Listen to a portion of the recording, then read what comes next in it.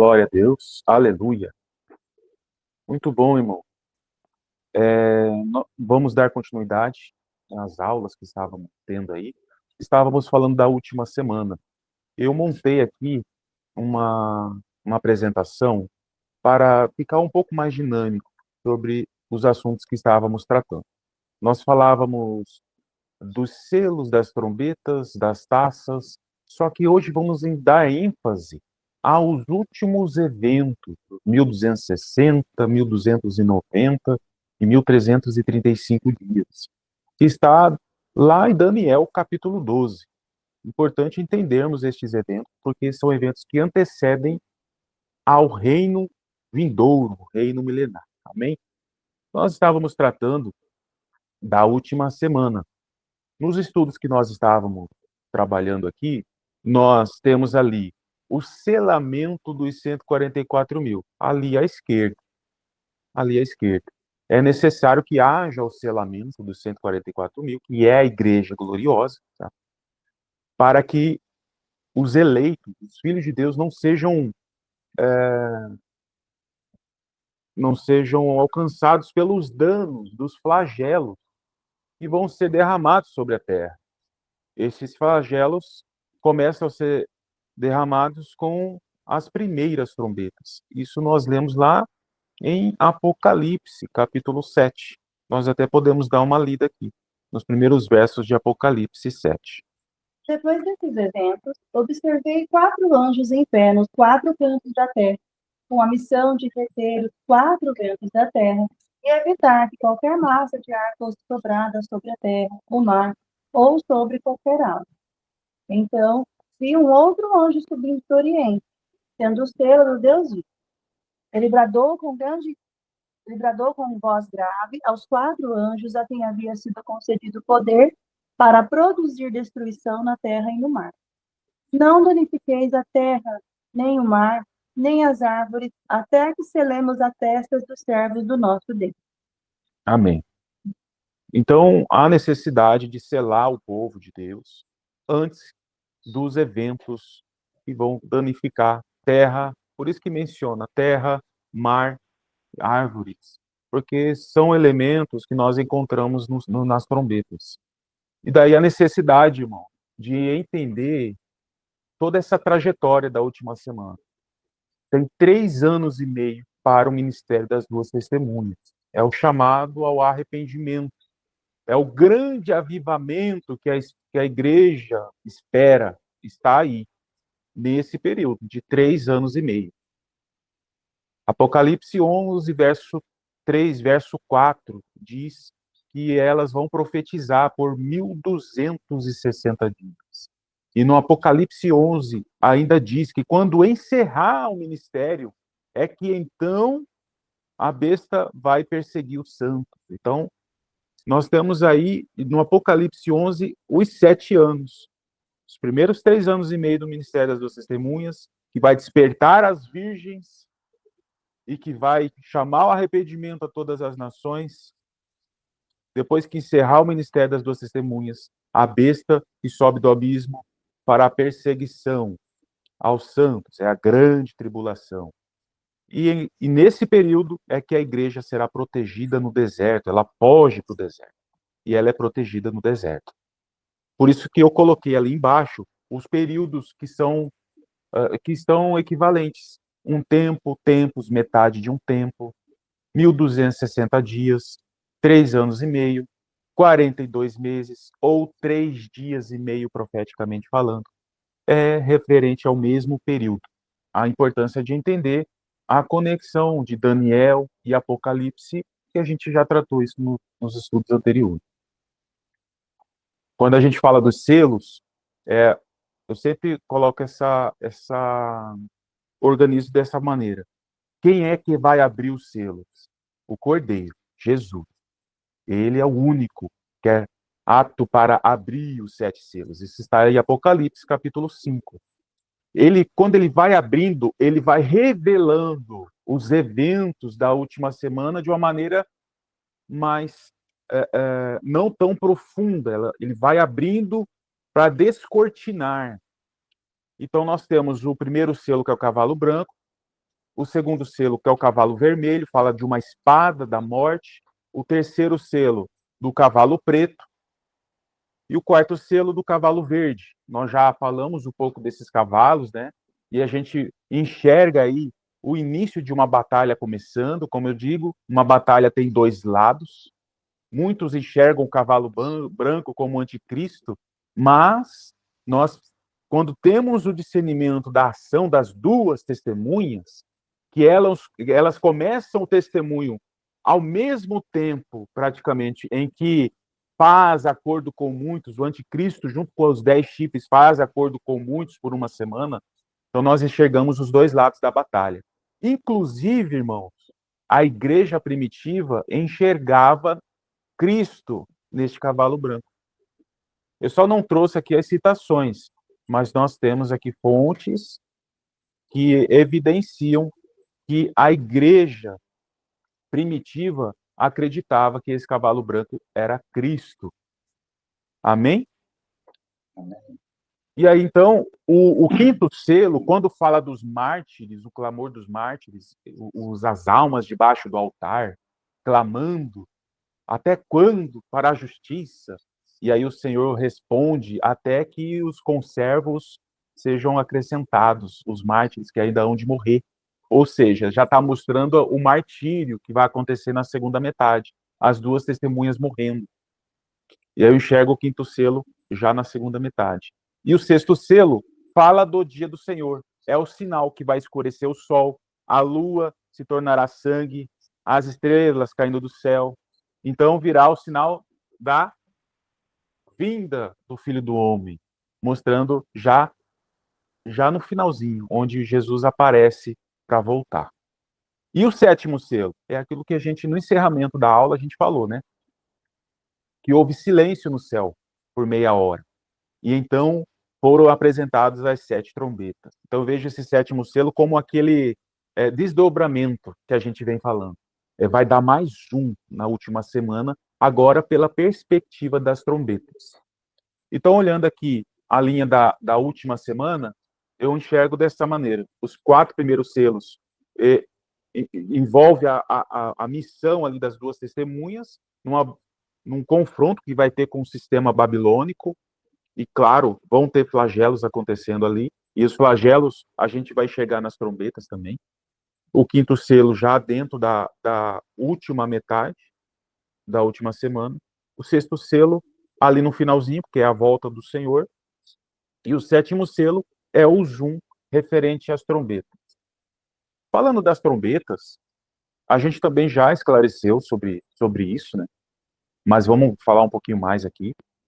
A primeira trombeta, capítulo 8 de Apocalipse, né?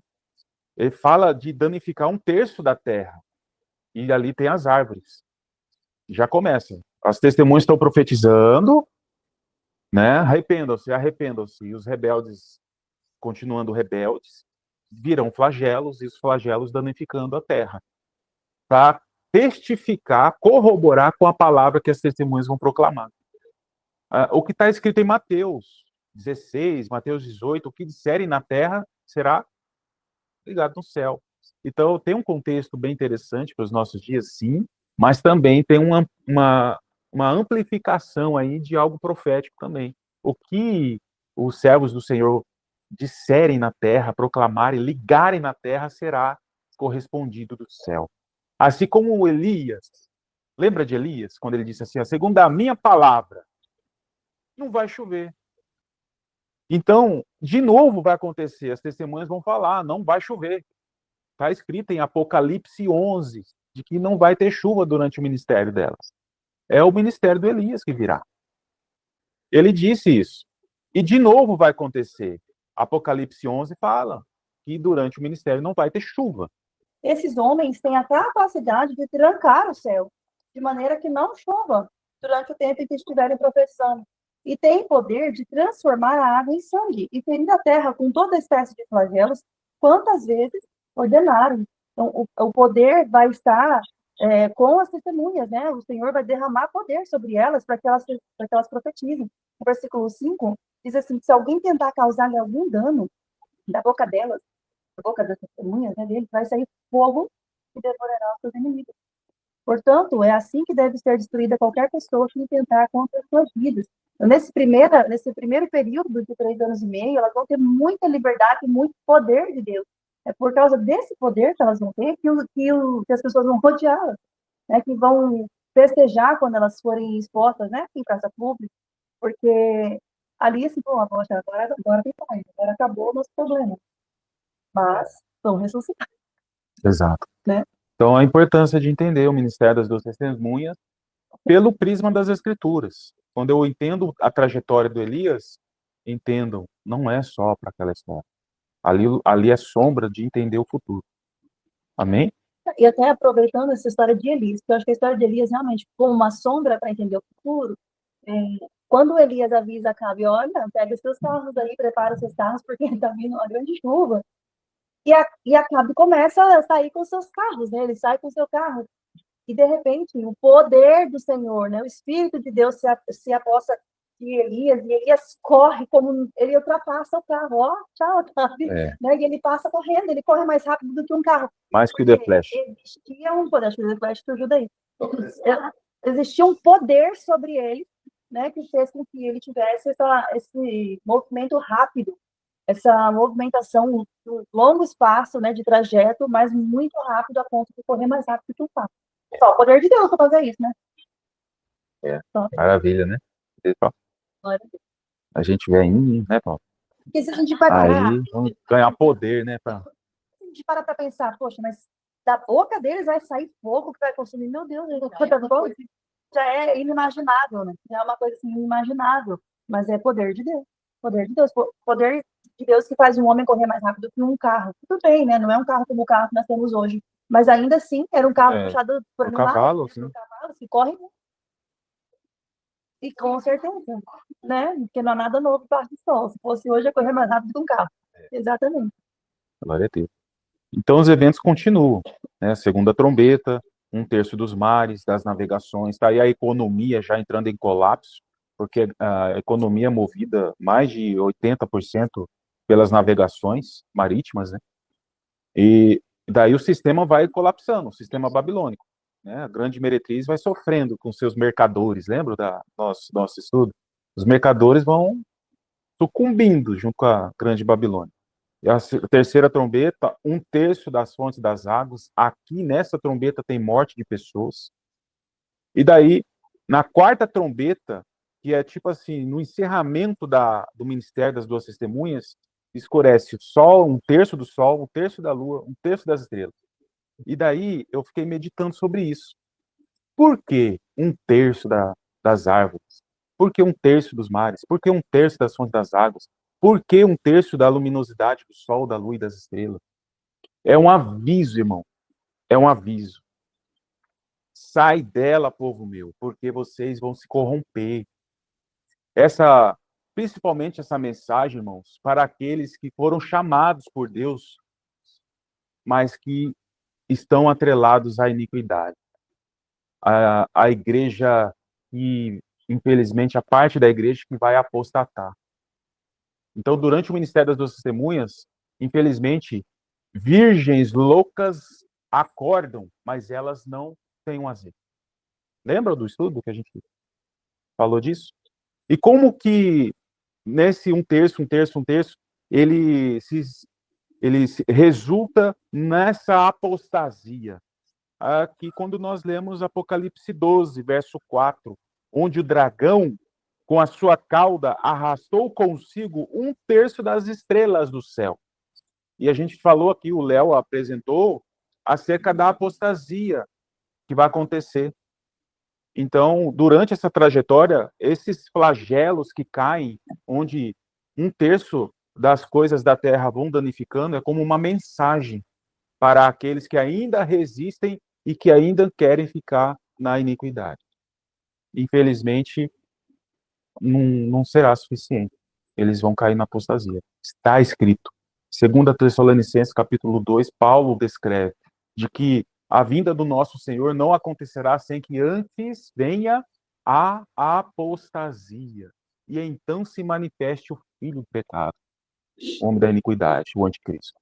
Então, quando encerra o ministério das duas testemunhas, o anticristo, ele persegue os santos. Então, a igreja já tem que estar no deserto. Então, o propósito é muito claro na primeira metade. Amém? E então, depois que acontece a manifestação do anticristo, a perseguição aos santos, tem a matança das testemunhas. E então, aqui nas trombetas, a gente tem a menção, né? Ai, ai, ai, porque virão as 3 trombetas que ainda hão de tocar. Esses 3 ais, especificamente contra os ímpios, contra aqueles que estão atrelados ao anticristo. Porque nesse período vai ter a marca da besta também. E os que estarão marcados, os que estão... Oi? Os que forem marcados pela besta, os que fazem parte de toda essa iniquidade, vão sofrer os flagelos das 3 últimas pragas das trombetas. E a quinta, a gente já falou disso, né, dos gafanhotos, com aparência horrível, cabelo de mulher, rosto de homem, coroa na cabeça, tem cauda que fazem dano como de escorpião na terra. Os homens vão procurar a morte, mas a morte vai fugir delas. Isso está em Apocalipse 9. E elas não vão morrer. Realmente é para causar o dano mesmo, para sofrer mesmo. Depois disso, vem a 6ª trombeta. Interessante que aqui nós já temos a perspectiva de que, juntamente com as últimas trombetas, tem também os flagelos das taças. Se nós somarmos aqui 3 trombetas mais as 7 taças, nós temos 10 flagelos. É como se fosse algo mais amplificado das 10 pragas do Egito. Lembram das 10 pragas do Egito? Que a gente sempre fala que é sombra. E durante todas essas pragas do Egito, o povo ficou protegido lá na região de Gósen, no Egito. Ou seja, Deus não tirou o povo antes de derramar as taças. Ele foi derramando as pragas no Egito com o povo lá ainda, protegido.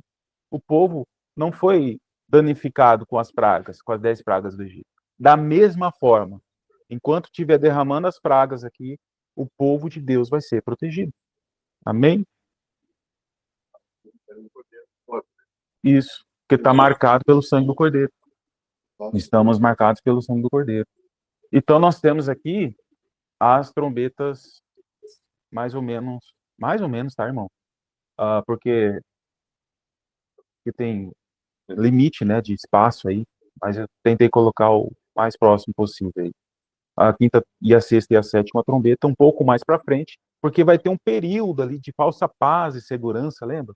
Apocalipse, capítulo 11, fala que quando as testemunhas estiverem mortas, as nações vão trocar presentes umas com as outras, elas vão se alegrar. Apocalipse 11, só para relembrar os irmãos. Eu vou ler isso daqui, daí vou ler isso. Tá. Durante 3 dias e meio, gente de todos os povos, tribos, línguas e nações contemplarão seus corpos mortos e não permitirão que sejam sepultados.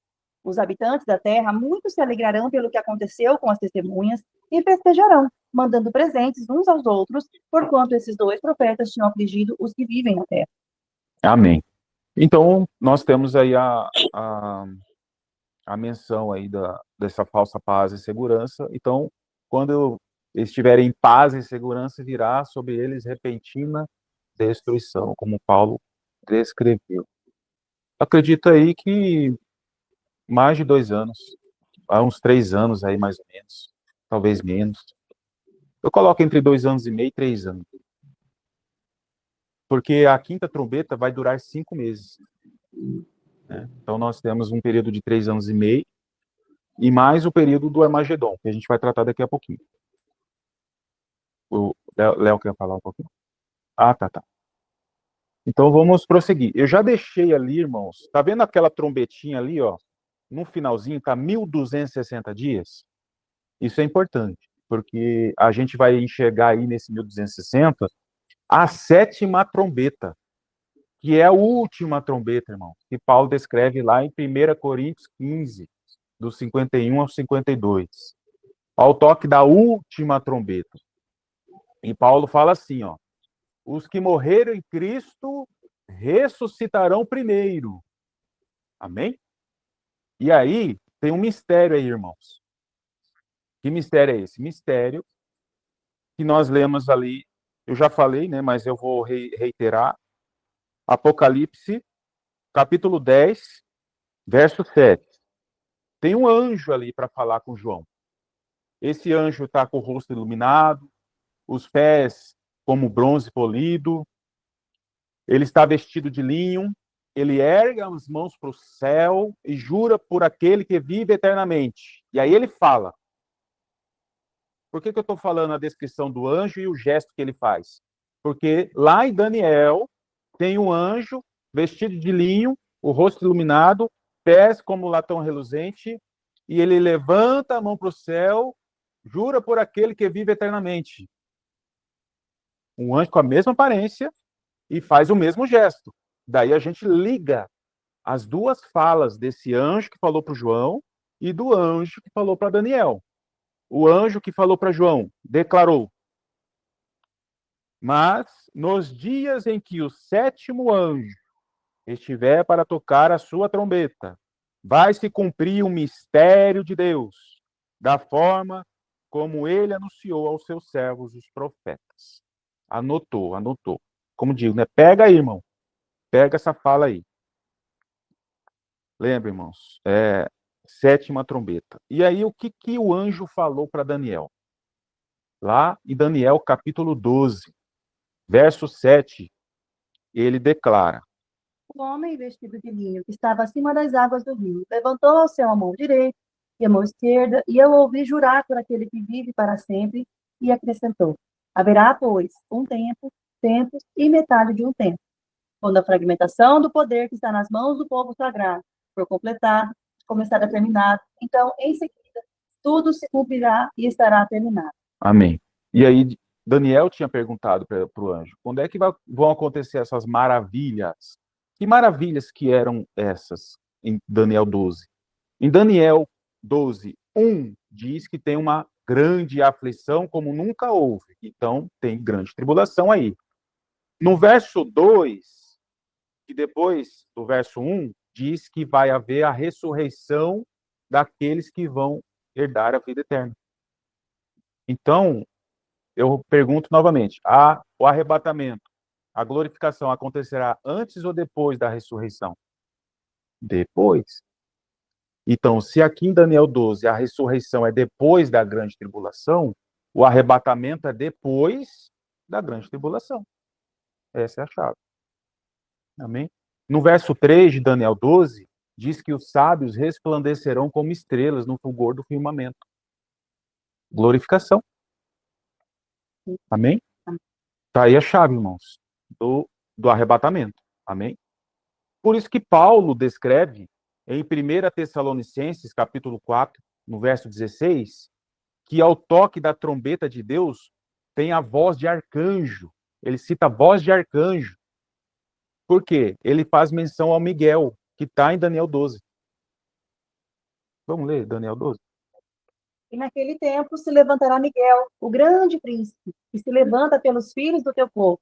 E haverá um tempo de angústia, qual nunca houve, desde que houve nação até aquele tempo. Mas, naquele tempo, livrar-se-á o teu povo, e todo aquele que se achar escrito no livro. E muitos dos que dormem no pó da terra ressuscitarão. Uns para a vida eterna, e outros para a vergonha e desprezo eterno. Os sábios, pois, resplandecerão como o resplendor do firmamento, e os que a muitos ensinam a justiça refulgirão como as estrelas, sempre e eternamente. Amém? Vão brilhar eternamente, ou seja, glorificação. Amém? Então está aí a chave do arrebatamento. Daí, tu lê 1 Coríntios 15, 51, 52, 1 Tessalonicenses 4, do 15 ao 16, 17. Ele é ali pertinho. Eles verem. As taças, elas são também derramadas, né? Quando tem a quinta trombeta, nós também temos taças, e nós percebemos que a partir da quinta trombeta tem a menção lá: não danifique nem a erva, não danifique nada, tão somente aqueles que não têm o selo de Deus na testa. Ou seja, tem uma direção já a quinta trombeta. E nas taças também. Então ouvi uma forte voz que vinha do santuário dizendo: vão derramar sobre a terra as 7 taças da ira de Deus. O primeiro anjo foi, derramou a taça, e abriram as feridas malignas e dolorosas naqueles que tinham a marca da besta e adoraram a sua imagem. Então, são danos específicos para aqueles que fazem parte do corpo da besta. Então, essas taças são derramadas e sobre todas as nações. Eu falo disso quando lemos Jeremias 25, amém? Jeremias 25, a segunda metade, o Senhor fala da taça, a cólera da ira sobre todas as nações da terra. Isso é derramado sobre a Babilônia, sobre todo esse sistema de iniquidade. E aí sim, todos os mares em sangue, já não é um terço, já é tudo.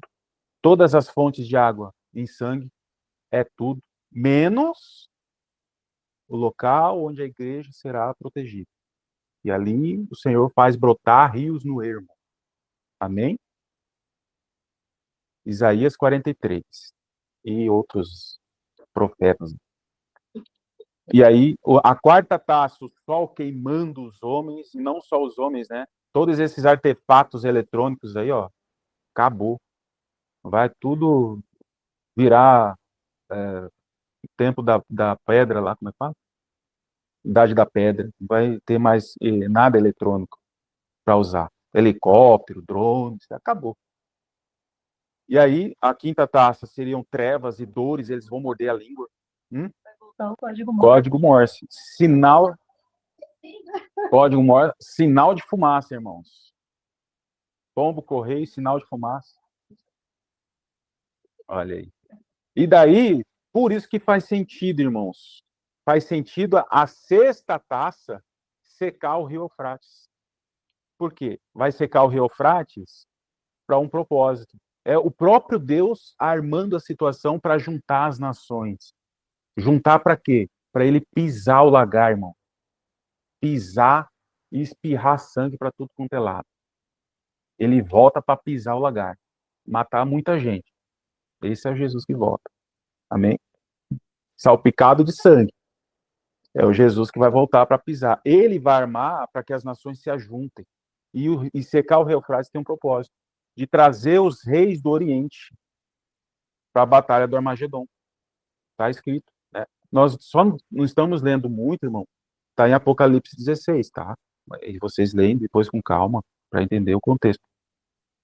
E vai trazer os reis, o exército do Oriente para a batalha do Armagedon. E por isso que faz sentido a sexta trombeta, onde levanta o exército de 200 milhões e vai... A gente pode até ler esse né? Apocalipse 9, sexta trombeta. Marchando. Você vê, não tem... Por isso que seca o rio. Por isso que seca o rio. Por isso que seca o rio, para que eles passem. Não, sexta trombeta só. Secou o rio Eufrates, secou. Aí agora Deus vai lá e causa o dano para eles. O sexto anjo tocou a sua trombeta e ouviu uma voz que vinha dos 4 chifres do altar de ouro que está diante de Deus. A voz disse ao sexto anjo que tinha a trombeta: solte os 4 anjos que estão amarrados junto ao grande rio Eufrates. Os 4 anjos que estavam preparados para aquela hora, dia e mês e ano, foram soltos para matar 1/3 da humanidade. O número dos cavaleiros que compunham os exércitos era de 200 milhões. Eu ouvi o seu número. Então, vi os cavalos na visão, e os que estavam montados neles tinham couraça vermelha, como o fogo, azul, como o jacinto, e amarela, como o enxofre. A cabeça dos cavalos era como cabeça de leão, e da boca lançavam fogo, fumaça e enxofre. 1/3 da humanidade foi morto pelas 3 pragas: fogo, de fumaça e de enxofre, que saíam da boca dos cavalos. O poder dos cavalos estava na boca e na cauda, pois a cauda deles era como serpente. Cada uma possuía a cabeça com a qual causava dano. Amém. Então, a aparência desses cavalos lembra a quimera. Já ouviram falar da quimera?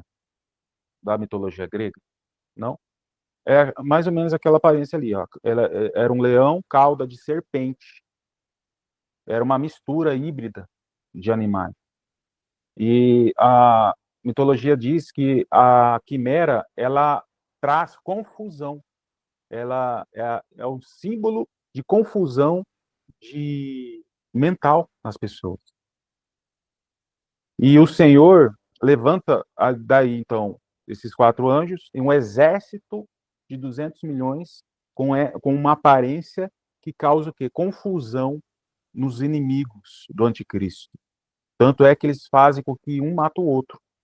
Isso está escrito, por exemplo, em Zacarias, capítulo 14, verso 13. Diz assim: naquele dia, grande confusão dominará essas nações, causada pelo Senhor. Sexta trombeta. Cada um atacará o que estiver ao seu lado. Essa é a conclusão. Soldado, matei você.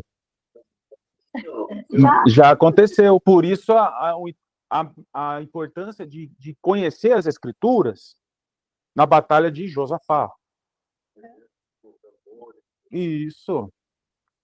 O que aconteceu vai acontecer de novo. O que aconteceu com Josafá vai acontecer de novo. Então, é algo interessante que o Senhor já fez no passado e que vai fazer de novo. E que está profetizado pelos profetas e que nós também enxergamos isso nos flagelos do Apocalipse. Aí vai morrer bastante. E o que sobrar vai para o Megido.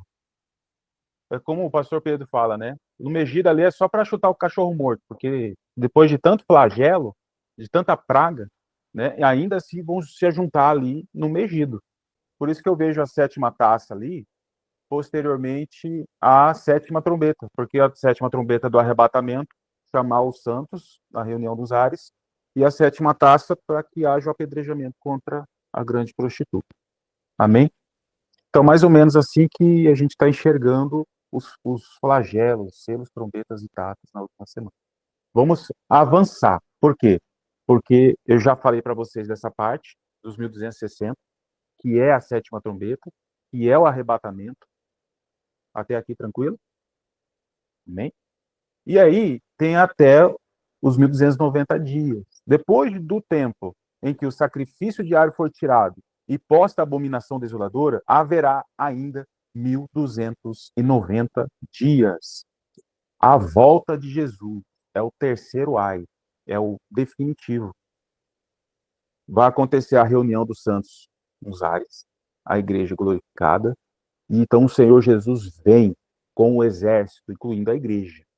E tem uma trajetória, irmão. Essa trajetória passa por Edom, Bosra, isso está em Isaías 63, eu coloquei ali. Depois ele passa por Jerusalém, para livrar do cerco que vai ter em Jerusalém. Zacarias capítulo 12, Zacarias capítulo 14. Amém? E então ele chega até o Megido. Até o Megido. E aí, a importância de entender essa trajetória, irmãos. Essa trajetória. Essa volta de Jesus não é uma volta só assim, ó, pá, reto. É uma trajetória que percorre territórios. E os territórios estão mencionados nos profetas. Bosra, Edom, Jerusalém, até Megido. E por isso que eu coloquei ali, Apocalipse 14, no verso 20, que correu o sangue do lagar, o lagar da ira de Deus. É o pisar das uvas. E esse sangue tem uma medida de 1.600 estádios. Lá tem a medida do estádio. Cada estádio tem uma medida. Se não me engano, é 185 metros. Se eu pegar 185 multiplicar por 1.600, eu vou chegar ao número de 296 mil metros. Ou seja, 296 quilômetros. Ou por 300 quilômetros. De sangue derramado. De sangue. Aí, um detalhe que a gente fez aqui, ó. Pega a trena, pega a ponta da trena e bota lá em Bosra, que é onde ele começa. E vai até o Vale do Megido. Você vai ver que vai dar aproximadamente 300 quilômetros. Entendeu? Amém? A gente. Aí depende, né? Depende da trajetória que ele vai fazer. Mas pode ser para mais ou para menos. A média é 300 quilômetros. vai estar cercado. Antes do Megido, ele vai livrar o povo em Jerusalém. Porque Jerusalém está no caminho até o Megido. O Megido está mais ao norte de Jerusalém. E daí faz sentido. Vamos ler Isaías 63. Aquele que vem de Edom, que vem de Bosra, com as roupas tingidas de vermelho? Quem é aquele que, em um manto de esplendor, avança a passos largos na grandeza da sua força? Sou eu, que falo com retidão, poderoso para salvar. Por que as suas roupas estão vermelhas, como as de quem pisa uvas no lagar? Sozinho pisei uvas no lagar. Ninguém das nações esteve comigo. Eu as pisoteei na minha ira e as pisei na minha indignação. O sangue delas respingou na minha roupa, e eu manchei toda a minha veste. Amém. Outra passagem é de Joel. Joel, capítulo 3, verso 11 a 14. Venham depressa vocês, nações vizinhas. Nações vizinhas. Por que eu disse isso, né? Porque temos Israel, né, ali no epicentro, e as nações vizinhas ali ao redor. E reúnem-se ali, faz descer os teus guerreiros, despertem nações, avancem para o vale de Josafá, porque ali me assentarei para julgar todas as nações vizinhas. Lancem a foice, pois a colheita está madura. Venham, pisem com força as uvas, pois o lagar está cheio e os tonéis transbordam. Tão grande é a maldade dessas nações. Multidões, multidões no vale da decisão, pois o dia do Senhor está próximo. Amém? Depois dos 290 dias, e acaba o domínio do anticristo, né? Então temos então o tribunal de Cristo, irmãos. Tribunal de Cristo. Se alguém constrói sobre esse alicerce usando ouro, prata, pedras preciosas, madeira, feno ou palha, a sua obra será mostrada, porque o dia a trará à luz. Ela será revelada pelo fogo, e o fogo provará a qualidade da obra de cada um. Amém. Interessante, irmãos. Desculpa. Pode ir, vai. Se o que alguém construiu permanecer, este receberá uma recompensa. Se a obra que alguém construiu for consumida, este sofrerá prejuízo. Contudo, será salvo como alguém consegue passar pelo fogo. Amém. Terminei. Ok. Então aí fala, né? O senhor vai no tribunal de Cristo vai haver a conversão de todos os nossos atos, né? De nossas obras convertendo em galardão. E é interessante, irmãos, porque também fala de autoridade sobre cidades, nações. E isso está na parábola das 10 minas. Das 10 minas, que está em Lucas 19, onde tem ali algo bem interessante. Vamos ler aqui. Estando eles a ouvi-lo, Jesus passou a contar-lhes uma parábola, porque estava perto de Jerusalém, e o povo pensava que o reino de Deus ia se manifestar de imediato. Ele disse: um homem de nobre nascimento foi para uma terra distante para ser coroado rei e depois voltar. Então chamou 10 dos seus servos e lhes deu 10 minas. Disse ele: façam esse dinheiro render até a minha volta. Mas os seus súditos o odiavam e depois enviaram uma delegação para lhe dizer: não queremos que este homem seja o nosso rei. Detalhe, irmãos, esse aqui, ó, esses súditos tem outras traduções que falam concidadãos. O que seria concidadãos, irmão? Que tem a mesma etnia. Tem a mesma etnia, os judeus que não aceitaram Jesus. Amém? Continuando. Mas os concidadãos. Isso. Quando ele voltou, depois de haver tomado posse do rei, mandou chamar os servos a quem dera o dinheiro a fim de saber que negócio cada um teria conseguido. Compareceu o primeiro e disse: Senhor, a tua mina rendeu 10. Respondeu-lhe o Senhor: muito bem, servo bom, porque foste fiel no pouco, terá autoridade sobre 10 cidades. Opa, olha aí. Vem o segundo dizendo: Senhor, a tua mina rendeu 5. A este disse: terás autoridade sobre 5 cidades. Veio então outro dizendo: eis aqui, Senhor, a tua mina, que eu guardei embrulhada num lenço, pois tive medo de ti, que és homem rigoroso. Tiras o que não puseste e ceifas o que não semeaste. Respondeu-lhe: servo mau, por tua própria boca te condenarei. Sabias que eu sou homem rigoroso, que tiro o que não pus e ceifo o que não semeei? Por que não puseste o meu dinheiro no banco? E então, na minha vinda, o receberia com juros.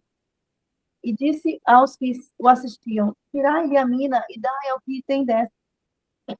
Eles ponderaram: Senhor, ele já tem 10. Pois eu vos declaro: a todo o que tem, dar-se-lhe-á, mas ao que não tem, o que tem se lhe será tirado. Quanto, porém, a esses meus inimigos, que não quiseram que eu reinasse sobre eles, trazei-os aqui e executai-os na minha presença. Então, olha, tem galardão, a gente falou de galardão, de 1 Coríntios, e falamos também de autoridade sobre lugares, autoridade sobre nações, e tem aqueles que vão ser mortos, aqueles concidadãos. Interessante isso. Lembra dos judeus que se dizem judeus e não são, mas são sinagoga de Satanás? Então tem inimigos aí, né, envolvendo esses concidadãos. O que você quer mostrar para mim? Ah, tá. Aumentar a fonte. Então, interessante, irmãos, que nós temos muitos eventos acontecendo no tribunal de Cristo. Vi tronos dos quais se sentaram aqueles a quem havia sido dada autoridade para julgar, e as almas dos que foram decapitados por causa do testemunho de Jesus e da palavra de Deus. Eles não tinham adorado a besta nem a sua imagem, tampouco tinham recebido a sua marca na testa ou nas mãos. Eles ressuscitaram e reinaram com Cristo durante 1000 anos.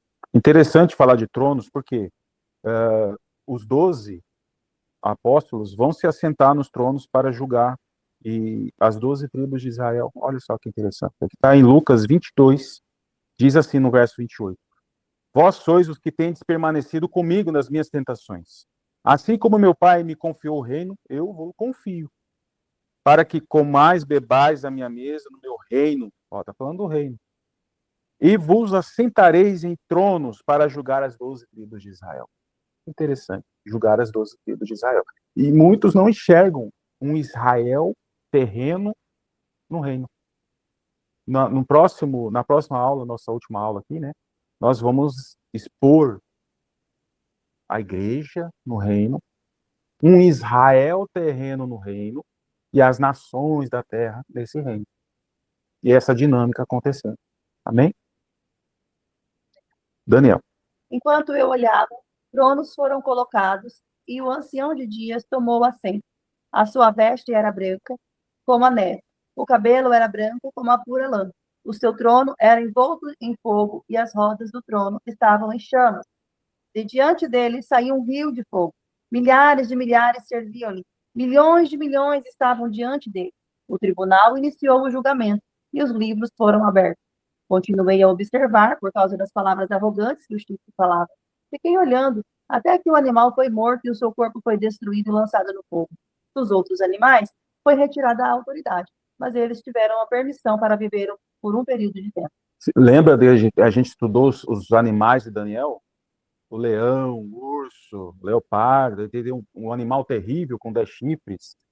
No Apocalipse 13 está tudo mesclado. Pé de urso, boca de leão, aparência de leopardo, né? E aí o que acontece em Daniel 7?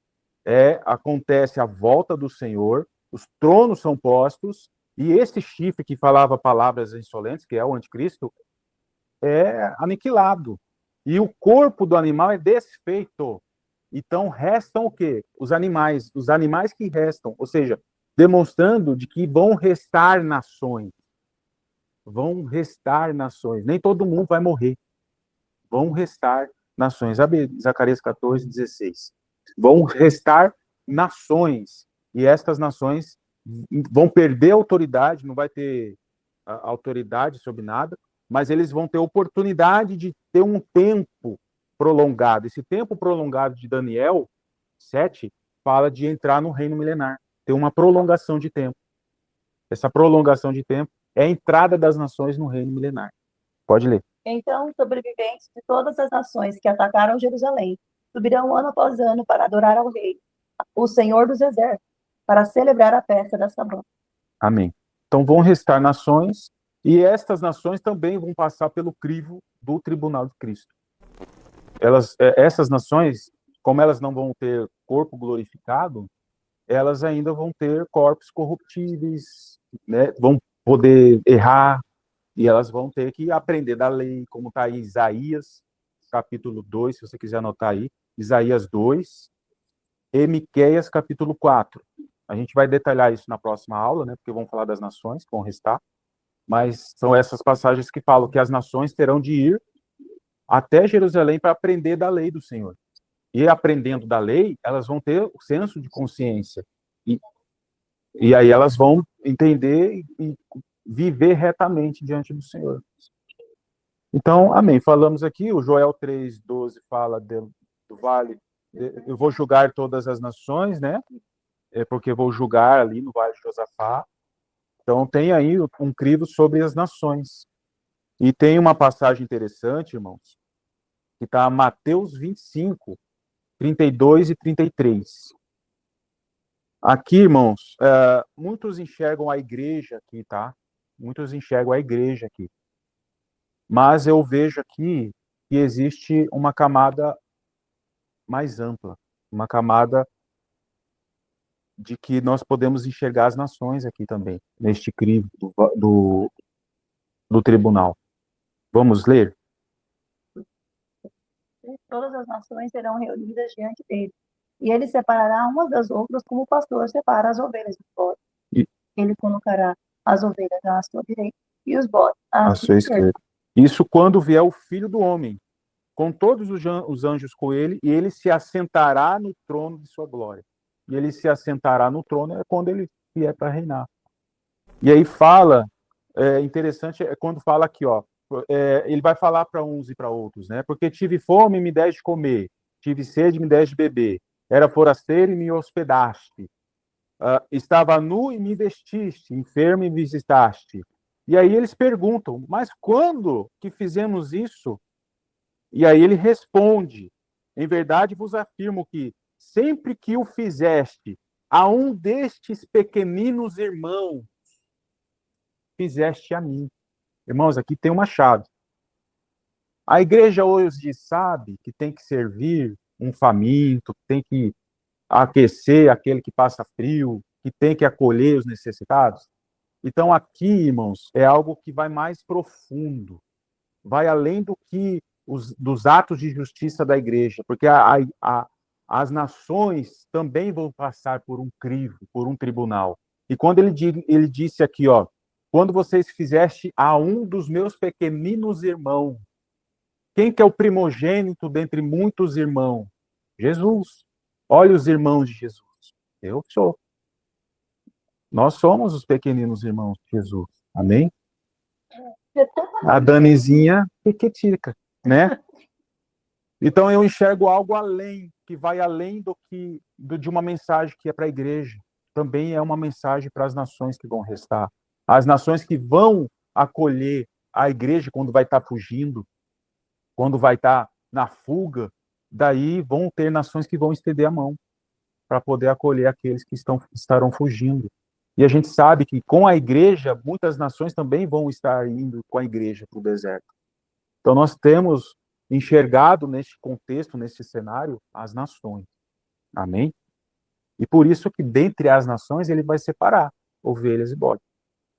E os bodes que não foram fiéis, não estenderam a mão, eles foram egoístas, não atenderam e foram até hostis, elas vão ter a devida condenação, a devida sentença para elas.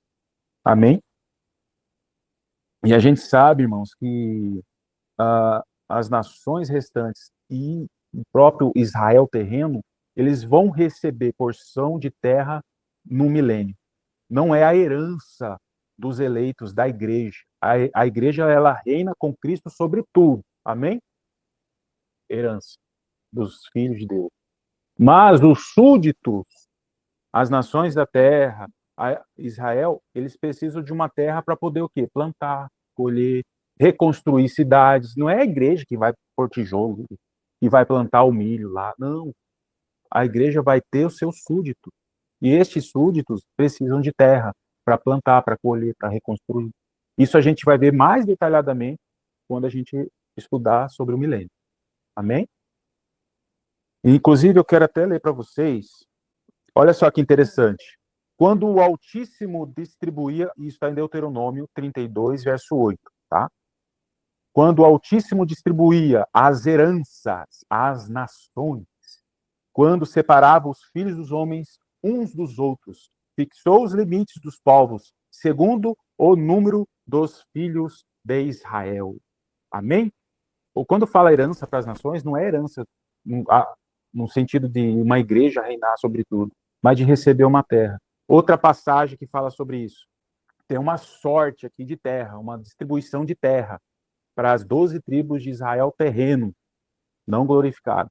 E aqui diz no verso 22, será, porém, que a sorteareis para a vossa herança e para dos estrangeiros que moram no meio de vós, que gerarem filhos no meio de vós, e vos serão como naturais entre os filhos de Israel. Convosco entrarão em herança no meio das tribos de Israel. Então, dentro do reino milenar, Israel vai ter 12 tribos ali, terreno, e tem estrangeiros entrando, se naturalizando ali junto, e eles vão ter filhos. Igreja tem filho no milênio? Não tem, porque serão como anjos, o próprio Jesus falou, não se darão em casamento. Não está falando de igreja aqui, está falando de povos que vão estar na terra. Depois ainda vai ter toda uma preparação da terra, a purificação da terra. Diz em Ezequiel 39. Os habitantes da cidade de Israel sairão e queimarão de todo as armas, os escudos, os pavés, os arcos, as flechas, os bastões de mãos e as lanças. Farão fogo com tudo isso por 7 anos. Sepultarão a Gog e a todas as suas forças e lhe chamarão o Vale das Forças de Gog. Durante 7 meses estará a casa de Israel sepultada para limpar a terra. Amém? Então existe toda uma preparação da terra, uma purificação, não pode ter osso morto. Lembra dos 300 quilômetros de sangue, de gente morta?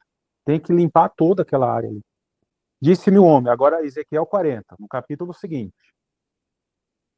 Filho do homem, que é Ezequiel, vê com os próprios olhos, ouve com os próprios ouvidos, e põe no coração tudo o que eu te mostrar. Porque para isso foste trazido aqui, anuncia, pois a casa de Israel, que é essa casa de Israel terreno, tá, irmão? Tudo quanto estás vendo. E o que é que ele viu, irmãos? Ele viu o templo de Ezequiel. Do Ezequiel, do 40 ao 48, do capítulo 40 até o capítulo 48, é essa imagem que ele viu. E o Senhor dando medida, e dando instruções, e dando toda a maquete dessa casa. E isso é profecia. Já aconteceu? Não. Na história, se tu varrer, não encontra nada. Não tem como ser agora, esse terceiro tempo que estão falando. Na eternidade, que é após os 1000 anos, também não pode, porque lá diz que não tem templo na Nova Jerusalém, porque a Nova Jerusalém desce. Só pode estar no reino milenar. E depois do milênio, tem novo céu e nova terra. Apocalipse 21. Porque vai ter Gog e Magog. A questão é que não pode ter contaminação. Para restaurar plenamente, não pode ter nenhuma contaminação. E como vai ter um Gog e Magog, Satanás vai ser solto no final do milênio e vai descer fogo do céu, então vai ter que ter novo céu e nova terra. E aí, novo céu no singular. Já não é novos céus no plural. Eu estava até ontem conversando, né, com o pastor Tom, o Paulo estava junto, né? Se a gente pegar o interlinear e pegar a raizinha da palavra, no princípio Deus fez o céu e a terra. E aquilo ali estava perfeito. E o que vai acontecer? E o que aconteceu? Toda uma contaminação. E ainda no milênio, a gente vai ver isso na aula, nas nações, por elas não terem corpo glorificado, vão ter corpos mortais ainda, vão ser suscetíveis à morte ainda, no milênio. É necessário que haja a purificação de tudo, a restauração de todas as coisas. E na eternidade, Apocalipse 21, verso 1 diz, novo céu, nova terra, no singular de novo. Então, novo céu lá, em Gênesis 1, aí Deus teve que criar novos céus, teve que fazer a divisão de águas e águas, lembra do firmamento, no segundo dia? E ali chamou de céus, no plural. Então, para que tem céus no plural? Para evitar a contaminação. O Senhor separando da contaminação. Onde o Senhor está, o trono dele separado daquilo que foi contaminado. E aí, quando tiver a purificação de tudo, a restauração de todas as coisas, na eternidade, novo céu no singular. No interlinear a gente vê isso. O novo céu é diferente do novos céus que Pedro fala. No Pedro fala novos céus, porque fala do reino milenar ainda. Mas no Apocalipse 21, que é a eternidade, é novo céu no singular. Amém? E aí diz que o templo, irmãos, tem homens para edificação. Daí vocês anotem e meditem. Zacarias 6, Isaías 60, estrangeiros edificando os muros. Tem um templo para ser edificado no reino milenar. Amém? Que é esse templo aqui. Amém, irmão? Encerrando aqui. Senhor, queremos agradecer por tudo. Obrigado pelo teu amor, pela tua misericórdia. Obrigado por este momento de estudo. Estarmos aqui, Senhor, cada vez mais. Obrigado pela porção do dia, pela liberdade que nós tivemos aqui. Que tenhamos uma noite de sono proveitosa e de reparo no Senhor, descansando em Ti a cada dia. Eu te peço, te agradeço. Em nome de Jesus. Amém.